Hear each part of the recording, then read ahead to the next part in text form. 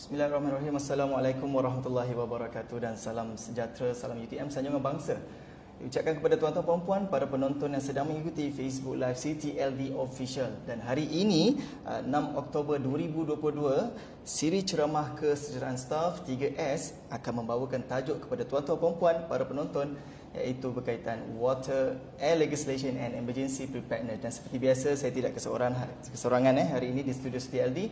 Saya bersama dengan penceramah kita iaitu Profesor Madya Teknologis Dr. Mariana Aida binti Abdul Kadir, Timbalan Pengarah Pejabat OSH UTM Johor Bahru. Assalamualaikum Doktor. Waalaikumsalam warahmatullahi wabarakatuh. Apa khabar Cik Amirul? Saya baik, Alhamdulillah. Doktor sihat ya? Alhamdulillah sihat. Alhamdulillah. So Doktor, hari ini kita akan bersiaran secara langsung bersama dengan para penonton yang sedang mengikuti Facebook Live CTLD.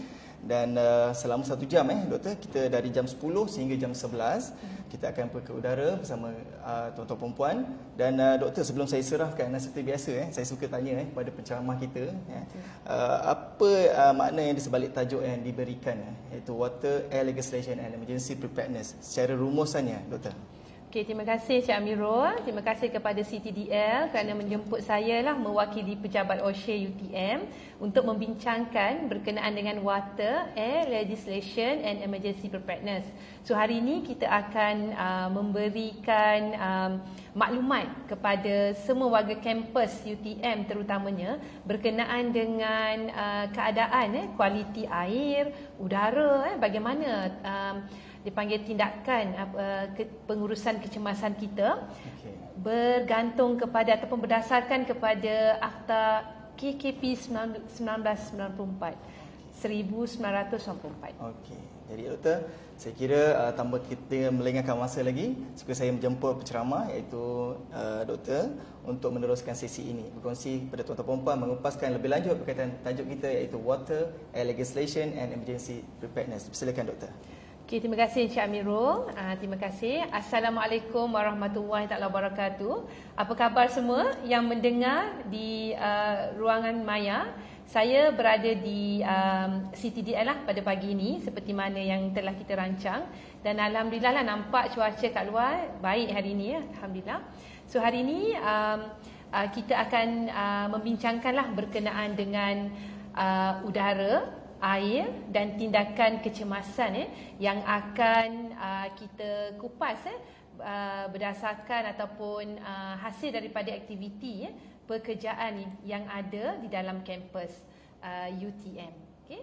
So perbincangan kita pada hari ini menjurus kepada Akta KKP 1994 dan juga saya akan berkongsi apakah aktiviti berdasarkan maklum balas yang kita dapat daripada jawatankuasa dan juga daripada pihak-pihak yang bekerjasama dengan pejabat OSHA. So saya mulakan dengan perkara berkaitan dengan udara. Okey, berkaitan dengan udara ni kita lebih merujuk kepada pematuhan perundangan Akta Kualiti Alam Sekeliling 1974 yang mana 3 aspek utama yang akan kita ambil kira dan kita perlu ambil cakna dalam sebarang aktiviti pekerjaan dalam UTM. So antaranya adalah air, udara dan bahan buangan terjadual. So hari ini saya hanya fokus kepada 2 perkara sahaja, iaitu air dan udara, yang mana air ni meliputi bagaimana rawatan air buangan yang ada dalam kampus, bagaimana pelepasan air daripada aktiviti-aktiviti kafeteria dan sebagainya, dan berkenaan dengan udara, bagaimana isu-isu pelepasan daripada cerobong daripada makmal-makmal kita, bagaimana penyimpanan stor bahan kimia, pelepasan asap hitam kenderaan dan pembakaran secara terbuka. Secara umumnya saya lebih memfokuskan kepada bagaimana pengurusan cerobong daripada aktiviti makmal dan juga sedikit berkenaan dengan kualiti udara dalam bangunan sebab dia berkaitan dengan akta Cik Amirul. Okey, so ada juga gambar dekat situ saya perlu memberi kredit kepada semua ahli jawatan kuasa, teknikal alam sekitar boleh kita panggil dia pakar yang ada dalam kampus kita berkaitan air, udara, malahan dalam segi pengurusan sisa bahan terjadual. Okay. Alright. So berkaitan dengan perundangan dari aspek kualiti alam sekitar, kita perlulah mematuhi 3 peraturan yang telah dijelaskan oleh Jabatan Alam Sekitar Negeri Johor. So kita ada peraturan kualiti alam sekeliling, itu udara bersih 2014, peraturan kualiti alam sekeliling berkenaan dengan bahan terjadual 2015, dan juga peraturan kualiti alam sekeliling berkenaan dengan kumbahan. So untuk makluman semua, apa dipanggil citizen UTM kan, semua perundangan ini telah diambil maklum dan dalam tindakan semua PTJ yang terlibat. So jadi sama-samalah kita berusaha daripada aktiviti yang kita jalankan supaya semua peraturan yang telah digariskan ni kita boleh patuhi. Dan juga untuk makluman semua, pihak universiti juga memberikan komitmen yang sangat tinggi berkenaan dengan keperluan staf yang kompeten ataupun orang terlatih dalam semua aspek.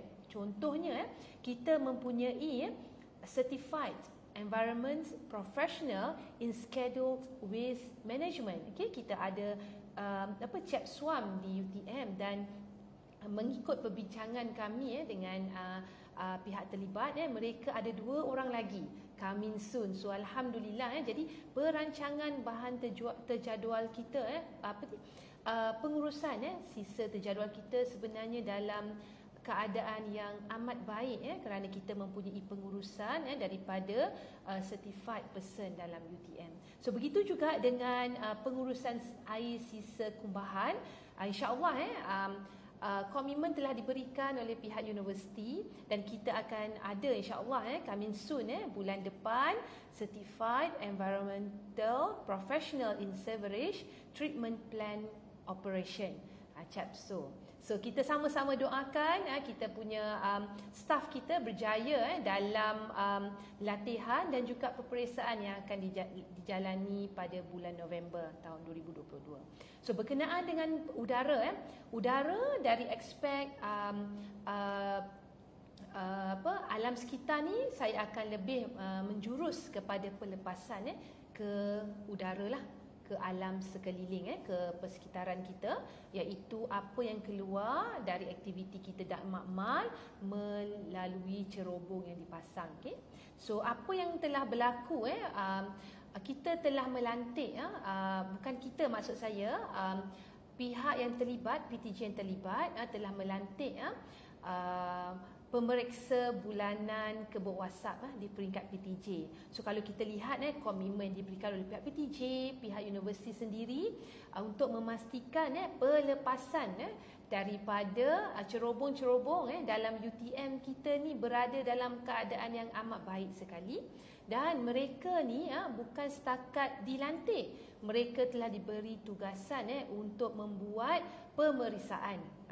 Seperti contoh yang saya tunjuk di sini, banyak sebenarnya kerja mereka ni. Jadi kita dalam melaksanakan aktiviti makmal atau apa saja dalam kampus ni, kita sama-sama bekerjasama supaya pemeriksa ni boleh melaksanakan pemeriksaan mengikut jadual yang telah ditetapkan.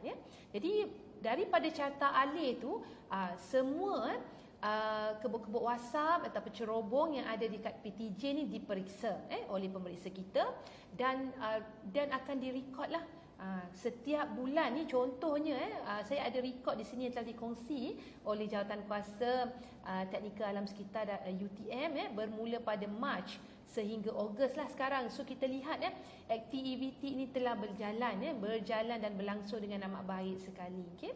So sekiranya ada di antara staf dekat PTJ tu yang rasa macam sangsi kan, adakah cerobong mereka ni selamat digunakan, fume hood mereka selamat digunakan, bolehlah merujuk kepada pemeriksa yang telah dilantik di PTJ masing-masing. So kemudian perkara kedua adalah berkaitan dengan kualiti udara dalaman yang mana saya rujuk kepada Tata Amalan Industri Kualiti Udara Dalaman pada tahun 2020, yang mana dokumen ini juga diterbitkan oleh Jabatan Keselamatan dan Kesihatan Pekerjaan Kementerian Sumber Manusia Malaysia. So untuk saya pastikanlah fokus kita tidak lari, so kita masih sentiasa membincangkan berkenaan dengan apakah garis panduan dan sebagainya melibatkan aktiviti pekerjaan, keselamatan dan kesihatan pekerjaan dalam kampus UTM. So untuk kualiti udara dalamannya, kita merujuk kepada persekitaran dalam tempat kerja kita ni, udara dalam tempat kerja kita ni. Jadi dia adalah banyak berkait dengan pengalih udara mekanikal atau penyaman udara. So perkara ni kita sangat concern kan pada siri-siri yang lepas, maksudnya pada saat-saat kritikal kita berada dalam fasa-fasa COVID-19 selamat ke tak duduk ni, kena pakai mask dan sebagainya. Sebenarnya perkara ini dah berlaku lama.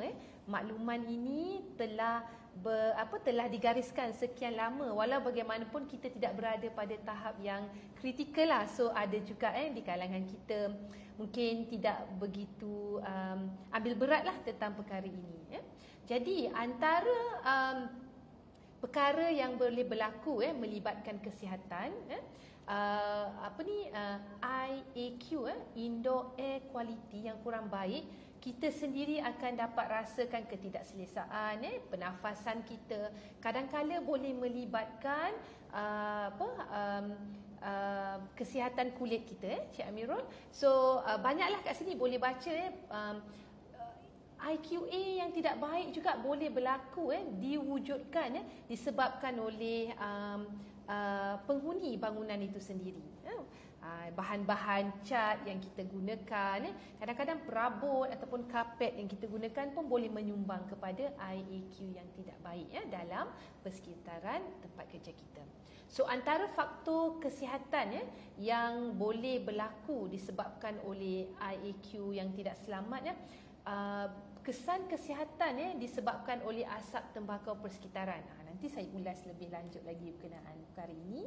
Kita juga ada sindrom bangunan sakit, penyakit berkaitan bangunan dan pelbagai lagi. So untuk perbincangan pada hari ini saya tidak pergi secara mendalam berkenaan dengan penyakit-penyakit, tapi saya lebih suka untuk memperkenalkan penyakit ataupun faktor kesan terhadap yang boleh menyebabkan indoor air quality kita tidak selamat lah. So pertamanya adalah berkaitan dengan ETS ataupun asap tembakau persekitaran yang ditakrifkan sebagai bahan dalam udara dalaman yang terhasil daripada asap tembakau. So apa tu So kalau kita boleh tengok daripada gambar rajah ni adalah sebenarnya secondary asap yang dikeluarkan oleh perokok. Perokok ni bukan setakat rokok yang fizikal, boleh juga berlaku kepada rokok elektronik lah. So ini juga boleh menyebabkan indoor air quality kita akan menjadi tidak selamat. So pastikanlah kalau ada yang melaksanakan aktiviti ini kena kita berikan kesedaran dan sebagainya lah. So untuk pada tahun 2022 agensi antarabangsa telah menjalankan penyelidikan kanser yang telah memaklumkan kepada semua tentang hasil dapatan penyelidikan mereka, menyatakan ETS ini juga boleh menyumbang kepada kanser. So bukan perokok itu sendiri, malahan yang mendapat secondary effect pun juga boleh mendapat kanser, Cik Amirul. So oleh kerana itu banyaklah perkeliling yang dikeluarkan oleh peringkat universiti sendiri pun sebenarnya. So kita juga kena ambil maklum kawasan universiti merupakan kawasan bebas asap rokok dan juga vaping. So ini semua kena tahulah. Jadi jawatan kuasa bebas asap rokok dan juga rokok elektronik ni sebenarnya dia ada dipanggil pengawal-pengawal keselamatan dia yang telah diberi amanah untuk melihatlah aktiviti ini, dan mereka boleh mengenakan saman sekira keadaan mungkin tidak boleh dikawal dan sebagainya. Okey, so berkenaan dengan sindrom bangunan sakit pula, ini adalah menyebabkan akut kesihatan bergantung kepada masa yang kita berada pada ruang berkenaan, kan? So lokasi pendedahan kita. Jadi kualiti udara dalam bangunan ni sangat penting kerana dia boleh menjejaskan aktiviti pekerjaan kita. Okey, dan juga bukan setakat dari segi pernafasan, malahan kita boleh lihatlah dari segi penyakit kulit dan sebagainya. So antara faktor yang menyumbang kepada perkara ini adalah berkenaan dengan sistem pengalih udaraan mekanikal dalam bangunan kita. So dia ada sebenarnya garis panduan dia, berapa kali kita perlu buat servis dan sebagainya. So pastikanlah tempat kerja kita tu perlu berada ataupun kita perlu semaklah berapa kali telah diservis atau sebagainya lah, kan.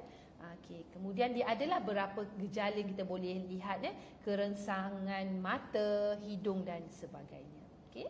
So panduan menilai persekitaran kualiti udara dalaman ni banyak kaedah lah. So ini adalah salah satu contohnya. Kita buat pemantauan sekiranya ada apa dipanggil pelaporan terhadap gangguan sakit mata ke, sakit kulit dan sebagainya. Jangan biarkanlah aduan tu ambil tindakan. So kita buatlah soal selidik di peringkat PTJ.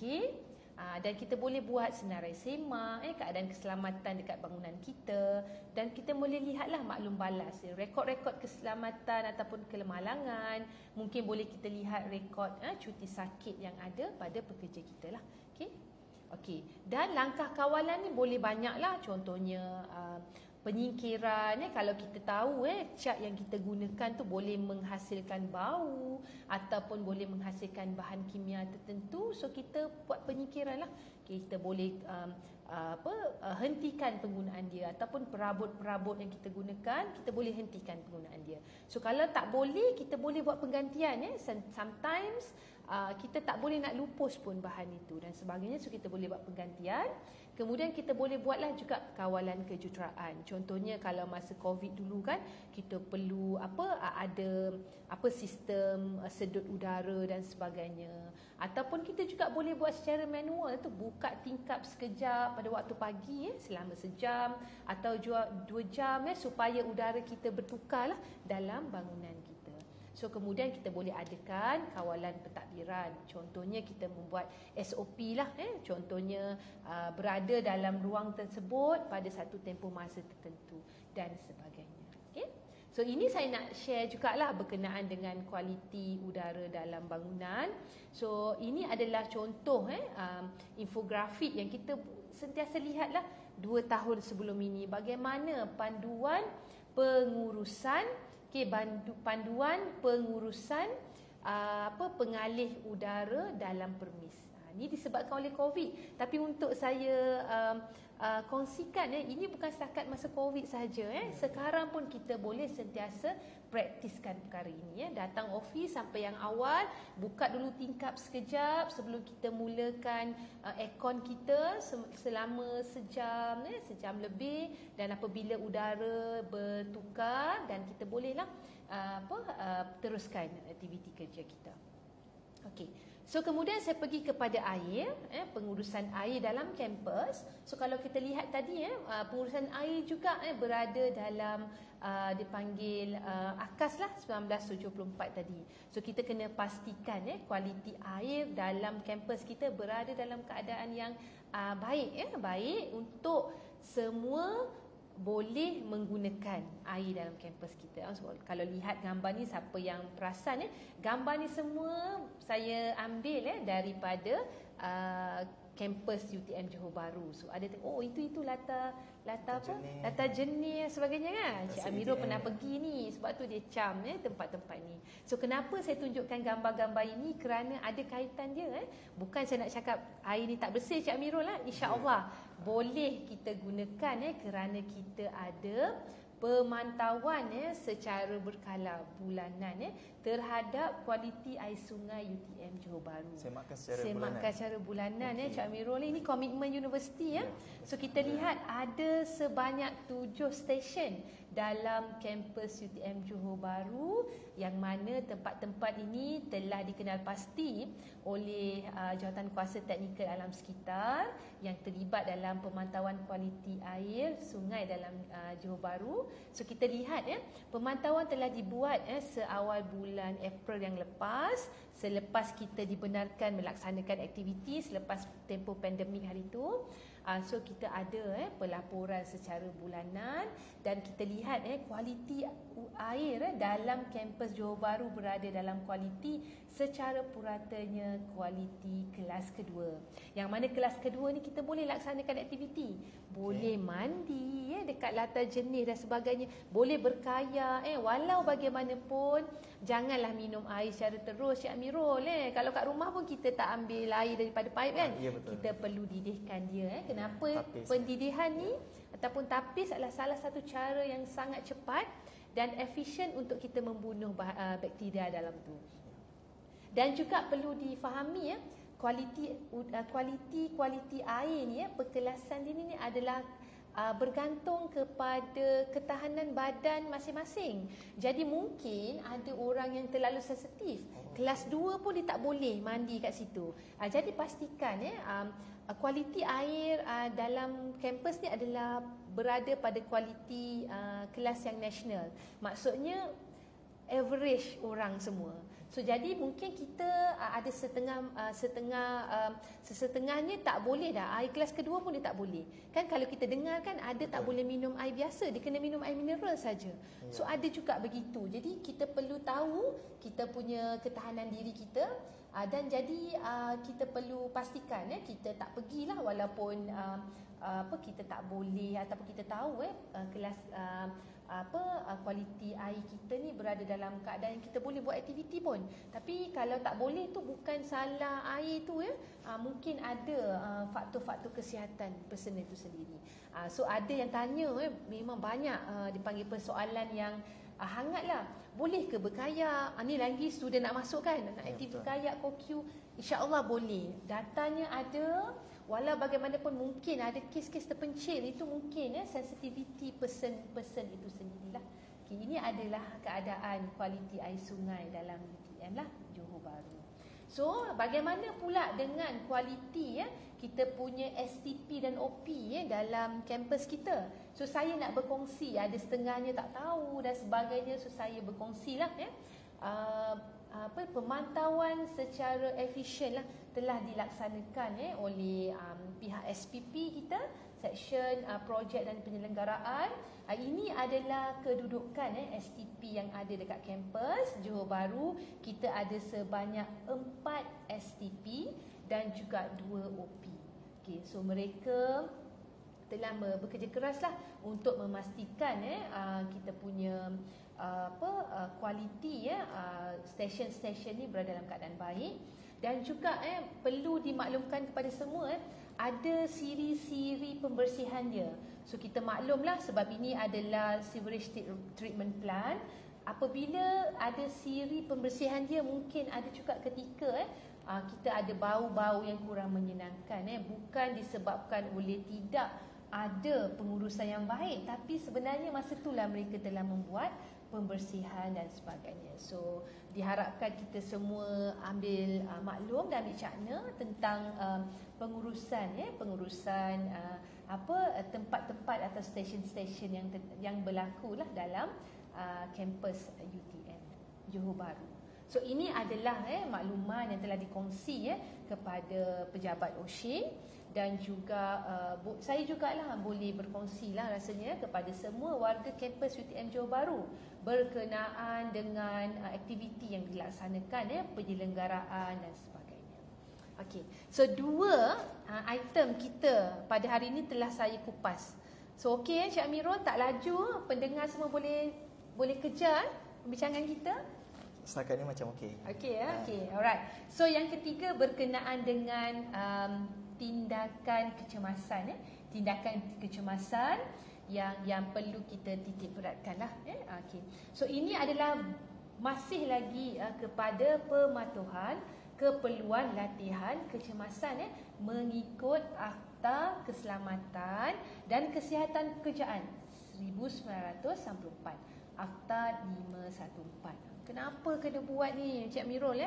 Sebabkan kita nak pastikan keselamatan pekerja ataupun warga kampus yang melaksanakan aktiviti pekerjaan termasuk pelajar juga dan juga tetamu kita kita ada apa dipanggil short term research staff dan sebagainya ni berada dalam keadaan selamat bila tempat kita selamat lagi ramai orang nak datang belajar tempat kita, nak buat research tempat kita nak menyewa ruang dan sebagainya.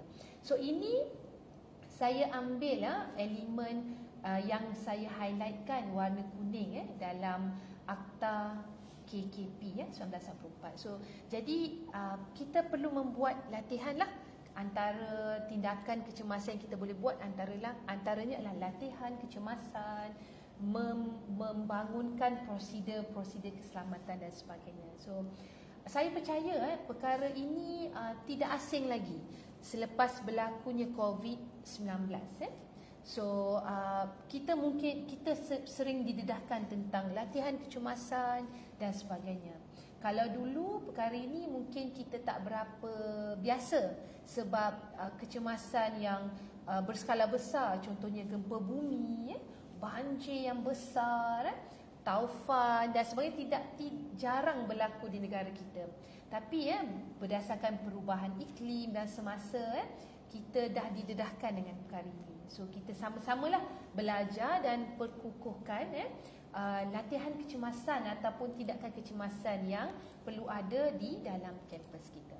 So saya kongsikan dengan pengurusan kecemasan yang perlu kita bangunkan dekat PTJ masing-masing, iaitu pertamanya adalah polisi keselamatan.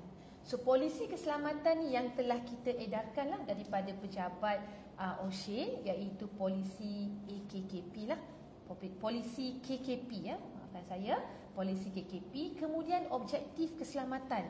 So objektif keselamatan ni bergantung pada tempat kerja kita. So objektif keselamatan dekat City LD mungkin tak sama dengan objektif keselamatan dekat PPMU. Sebab PPMU ni banyak bahan-bahan kimia.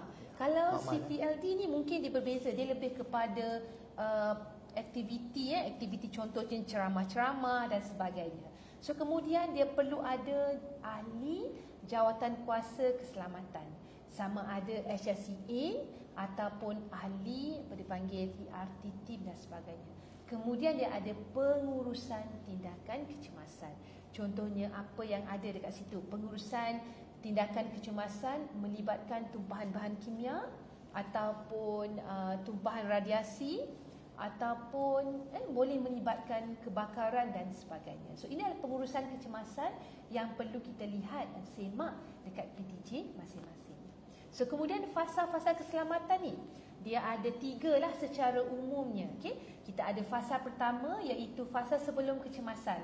Sekarang lah fasa sebelum kecemasan semua PTJ perlu buat perancangan latihan, perancangan ataupun adakan pembangunan prosedur-prosedur kecemasan dan sebagainya. Kemudian fasa kedua iaitu fasa kecemasan apabila kecemasan itu berlaku. Kemudian fasa ketiga setelah kecemasan berlaku. So bukan setakat PTJ pihak universiti sendiri pun telah melalui fasa kecemasan ini. Kalau kita lihat kembali adanya fasa kecemasan COVID. Ingat tak kampus kita telah ditutup oleh MKN. Susahnya nak masuk kampus. So kita telah melaluinya. Fasa kedua dan fasa ketiga. Alright. So pada fasa pertama ni apa yang perlu kita laksanakan adalah kita merancang pelan tindakan kecemasan. Emergency Response Plan. ERP lah. Ini adalah peringkat fasa pertama, iaitu kita perlu ada perancangan sistematik oleh pasukan tindakan kecemasan kita ataupun Emergency Response Team. dekat PTJ tertentu lah. Okey, PTJ yang terlibat. Okey, membantu pengurusan PTJ lah dalam menyiap siaga. Okey, sekiranya menghadapi situasi kecemasan. Kita ada juga insiden commander PTJ dan juga kita ada di sini dan merancang latihan kecemasan. Bukan setakat latihan kecemasan kebakaran, bergantung kepada aktiviti PTJ tersebut. Ada melibatkan tumpahan bahan kimia, radiasi dan sebagainya. So untuk makluman semualah, mungkin saya boleh ambil kesempatan ni. Negara kita secara umumnya berada dalam fasa pertama sekarang ni. Fasa pelan tindakan kecemasan untuk menghadapi monsun.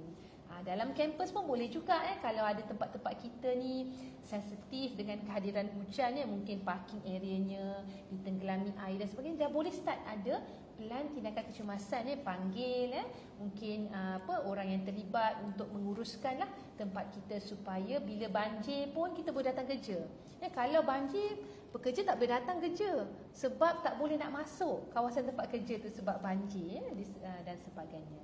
Okey, so pelan tindakan kecemasan ni perlu adanya jenis kecemasan. Macam saya cakap tadi kan Cik Amirul, jenis kecemasan di PPMU tak sama dengan mungkin pejabat OSHA, tak sama jenis kecemasan. Jadi setiap PTJ tu dia kena kenal pasti jenis kecemasan dia. Kemudian perlunya audit keperluan kecemasan. Contohnya kalau dia melibatkan tumpahan bahan kimia, ada tak kit-kit tumpahan bahan kimia tu dekat tempat kerja dia, dekat makmal contohnya. Okey, organisasi, carta organisasi, struktur organisasi, pasukan tindakan kecemasan. Perlu ada dekat dokumen kita. Nombor kecemasan yang perlu dihubungi, nombor kecemasan, bahagian keselamatan kena ada. Mereka adalah orang yang sangat penting apabila berlakunya kecemasan. Okay? Kemudian prosedur keselamatan. Kalau berlakunya kebakaran, siapa yang perlu dihubungi, apakah tindakan pertama yang perlu dibuat dan sebagainya. Perlu adalah dalam dokumen ERP kita. Kemudian latihan kecemasan. So kita perlu sediakan latihan kecemasan yang ada dekat tempat kerja kita. Majikanlah dia mempunyai tanggungjawab yang besar untuk memastikan latihan kecemasan dilaksanakan sekurang-kurangnya sekali setahun. Itu wajiblah sekali setahun. So ini adalah kandungan pelan tindakan kecemasan yang secara dipanggil secara solid lah perlu ada. Macam mana rupa bentuk dia doktor kena ada. Kalau nak buat dalam bentuk dokumen pun boleh, file pun boleh. Dengan kata lain kalau katakanlah ada staf baru yang masuk, dia nak tahu kecemasan apa yang ada kat pejabat kita. So bagi file, dia boleh baca sendiri pun sebenarnya. Ada sumber rujukan lah. Ada sumber rujukan, dokumentasi lah. Tak perlulah nak kena beli ke apa, tak perlulah. Buat secara mudah diakses dan mudah difahami oleh staf kita. Okay, alright. Kemudian apa yang perlu ada ni ada. Saya bagi contohlah kat sini. Carta ahli tindakan kecemasan. Contohnya kebakaran. Apabila berlakunya kebakaran, apa tindakan pertama dia perlu buat? Lari daripada bangunan. Contoh itu ke? Saya pun tak pasti bukan begitulah sepatutnya kita ada dia punya carta ahli dia. Kemudian audit keselamatan kecemasan. Audit ni dia tak ada siapa yang datang nilai. Sendiri nak buat. Kena buat sendirilah. Ini adalah inisiatif PTJ. So biasanya audit keselamatan saya amat sarankan sebelum buat latihan kecemasan lah, supaya kita tahu okey pintu mana yang kita boleh gunakan sewaktu latihan kecemasan. Sebab latihan kecemasan ni adalah simulasi sebenar sekiranya berlaku kecemasan di tempat kerja kita. Kemudian kalau kita nak buat latihan kecemasan, perlunya adakan senario latihan kecemasan. Contohnya tarikh, bila, siapa yang terlibat dan sebagainya. So ini adalah saya perkenalkanlah ataupun saya berkongsi apa yang perlu ada dalam senario latihan pengungsian bangunan. Okay? Jenis kecemasan, apa yang kita nak? Okey, saya nak ada senario kecemasan disebabkan oleh kebakaran. Ataupun saya nak ada kecemasan, latihan kecemasan disebabkan oleh tumpahan bahan kimia. Ini yang general lah saya bagi. Mungkin ada lagi. Saya nak buat kecemasan disebabkan histeria. Boleh juga. Ada juga kolej-kolej kita yang ada berlakon histeria, malahan di tempat kerja pun ada kan. So boleh buat sebab dia melibatkan kecemasan juga. Kalau kita tak uruskan dengan baik, boleh tutup aktiviti kerja kita pada hari berkenaan. So rugilah kita pada hari berkenaan kalau kita perlu hantar dokumen yang penting pada hari demikian dan sebagainya, kalau tak ada pengurusan. Okay. So masa dan tindakan yang perlu diambil, peranan ahli jawatan kuasa kalau melibatkan agensi-agensi luar perlu adalah dalam senario ini. Dan senarai penghuni yang tidak sihat atau kurang upaya, kita perlu pastikan kita kena ada dalam senario kita. Kemudian cadangan, gambaran, latihan kepada penghuni OKU. Apa itu? Kita perlu buatlah simulasi. Katakanlah tak ada. Tapi kita buatlah adanya orang yang berkursi roda pada hari latihan tu. Yang tak ada pun sebenarnya, tapi kita buat supaya kita tahu, bila kursi roda ni, bila time latihan tu baru kita tahu rupanya orang kursi roda ni tak boleh keluar pembangunan kita. So kita tahu, kita ambil buat laporan dan kita mohonlah kepada jabatan kita ataupun mana yang pihak terlibat untuk pastikan adanya laluan untuk orang kelainan upaya keluar dengan keadaan yang cepat sekiranya berlaku kecemasan. So latihan menggunakan alat pemadam api, contohnya kalau kita buat latihan kebakaran. So adakah kita perlu latihan pada hari demikian menggunakan alat bantuan ataupun api itu kan, hose reel dan sebagainya. So kemudian perlukah kita laksanakan taklimat ringkas selepas latihan. So letakkanlah dalam senario latihan kita. Right? So ini adalah contoh contoh senario latihan yang kita boleh bangunkan.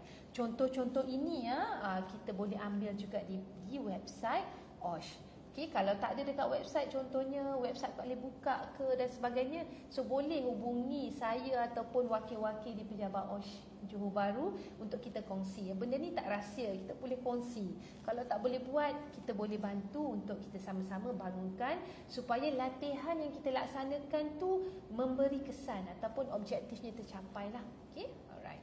So ini adalah fasa tindakan kecemasan kita bila kita buat latihan untuk mengawasi dan menentukan sistem pencegahan kebakaran ataupun pencegahan kecemasan yang berada. Okay, pastikan laluan-laluan dan sebagainya. So ini adalah pada fasa pertama. Okay, fasa pertama. Kemudian fasa kedua adalah fasa melatih kita punya penghuni bangunan tersebut. Okay. Melatih peranan ERT ni, ahli ERT ni pada fasa pertama. Dia bukan pada hari berkenaan. Melatih tu perlulah berada pada hari yang sebelumnya kita membuat latihan. So ini adalah contoh.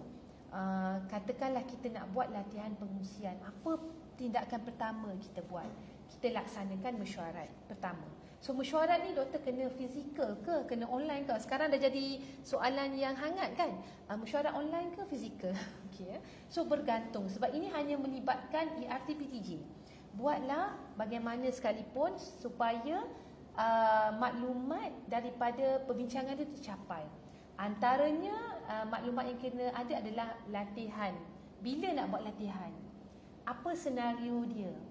Kemaskini ahli jawatan kuasa ERT. Kadang-kadang ahli jawatan kuasa kita banyak sekarang dipanggil adanya fakulti penubuhan pusat-pusat yang baru dan sebagainya.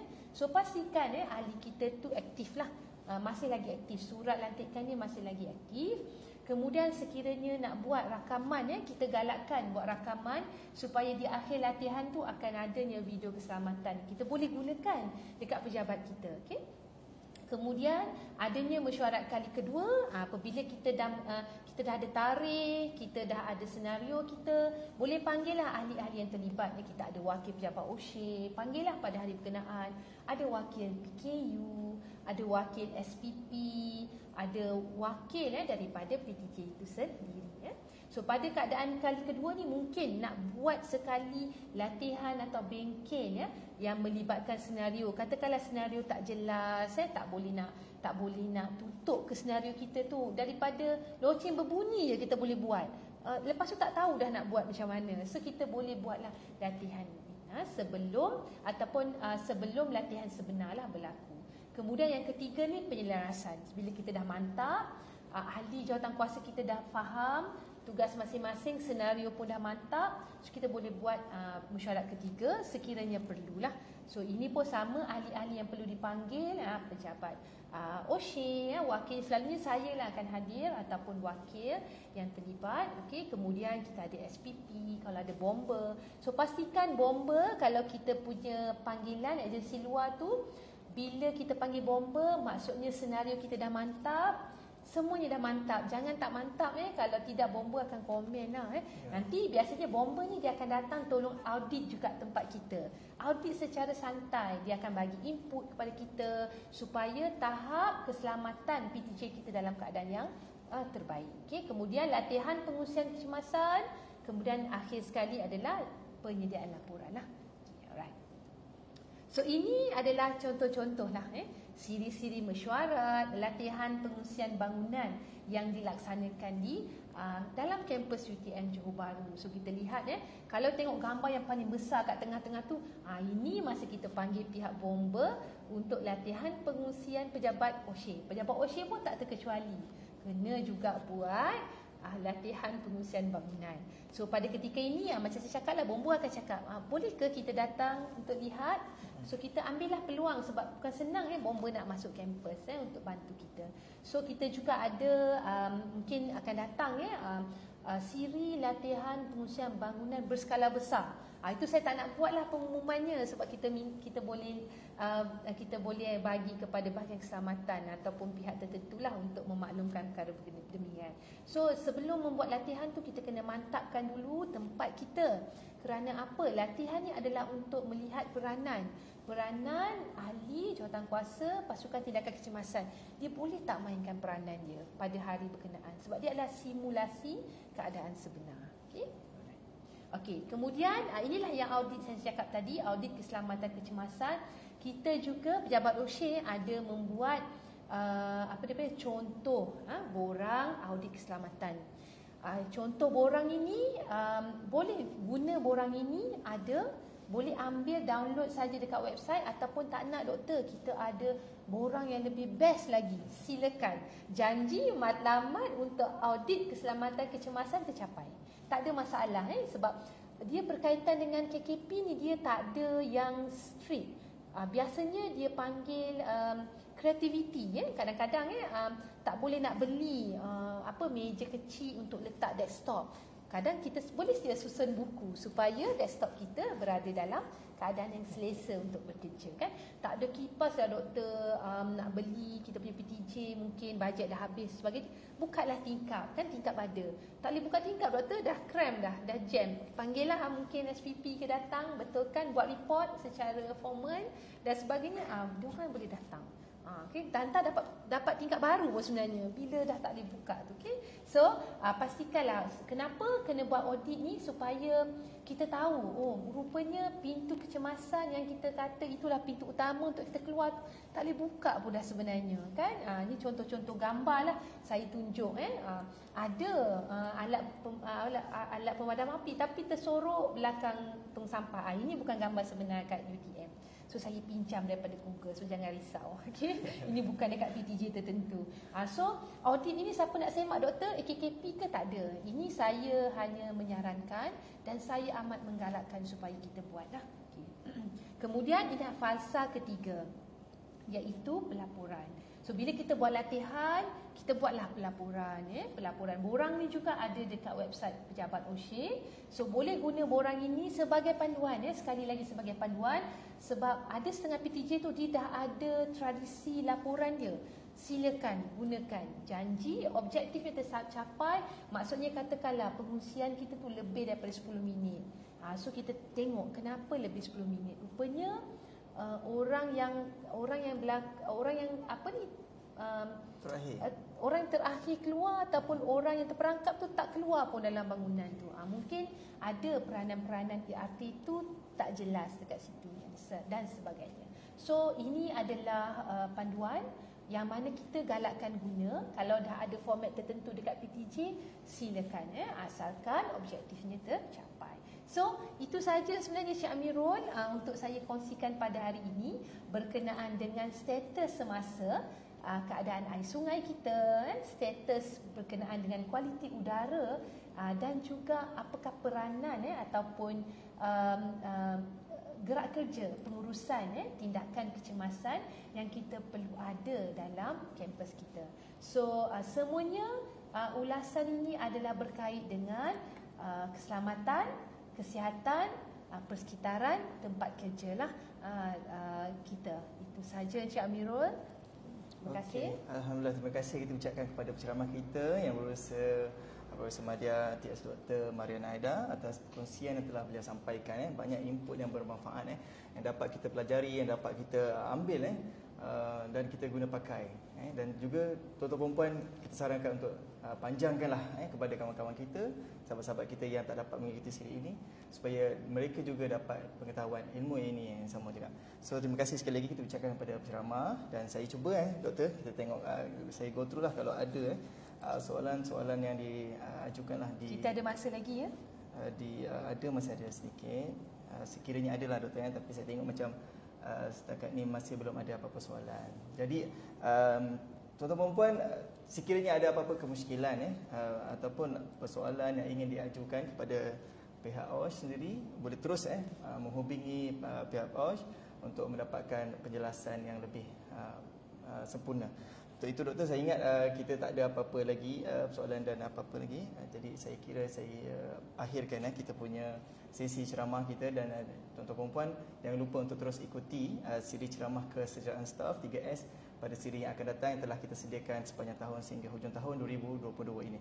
Akhir kata, Assalamualaikum warahmatullahi wabarakatuh. Jumpa lagi insya-Allah. Waalaikumsalam.